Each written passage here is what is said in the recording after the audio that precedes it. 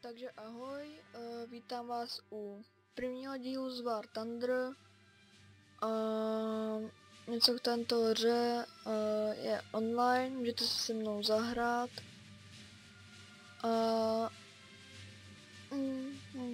Víc tomu tak nemám. Brácha a ještě jeden kamarád hraje taky War Thunder, taky z něho natáčí, takže vám tam dám i odkaz. Takže já myslím, že už půjdeme do bitvy. A mám rád hlavně bombardéry, který se tam takhle dám na pozadí. Takže hnedko poletíme. Při letu si vám něco řeknu. A až nás zničej, tak vám tam pak zapnu timelapse a budete se koukat na timelapse, který vám udělám. Snad tam přidám i písničku nějakou pěknou. Takže vezmeme bombardér a máme to je pěknou bitvu v Alpách, teď jsem trošku brknul do mikrofonu. Takže teď už poletím, aby jsem si moc nic neříkal. Letiště je tam napravo dole, v tom rohu vpravo. A já poletím výš. A poletím přímo na to, na letiště. Zvedáte víc výšku nahoru. Shiftem zase dolů a zrychluju, což je tam to 109%, dvojitým Včkem, Skem zpomalujete, Dčkem tak letíte doleva, no doprava, tak doleva, Ečkem doprava, doleva, směrovky. A tam s vámi B109. Což je, bychom mohli třeba sejmout, kdyby se nám chtělo.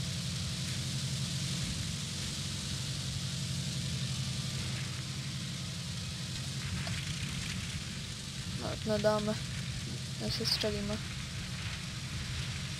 Ani kulomet nechce. A tam mají letiště. Myslím, že to ještě zvednu níž. A změřím si tam z toho, tohle pokud budu moct. Tak, pojď k nám. Sakra. Bylo to můžu schodit. Nebo 6 kiláčků.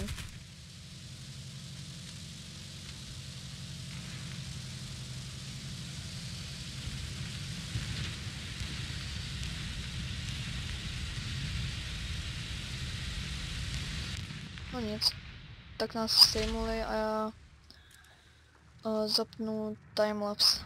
Takže po timelapsu se zase uvidíme. Ahoj.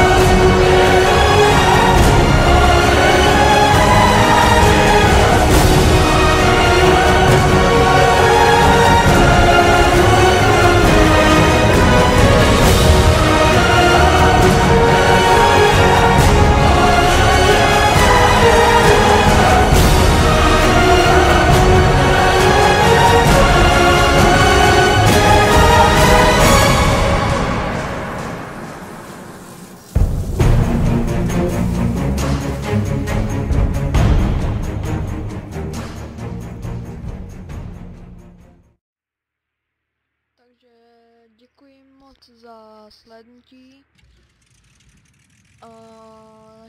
Mám to ještě při mluvení zkoukat na IL2. Doufám, že se vám lítání líbilo a mně se dost líbilo, když jsem to zlítával, někde jsem se sejmout jedno letadlo a nevyšel mi vzlet, takže jsem škrtal o stromy a spadl jsem pěkně až dolů ke stromům a musel jsem držet je, aby se rychle zůstal z letadla. Myslím, že ten díl už ukončím a koukneme se už sejmou. Jo, sejmou, takže já dám už escape a ukončit misi a koukneme, kolik dostaneme bodů.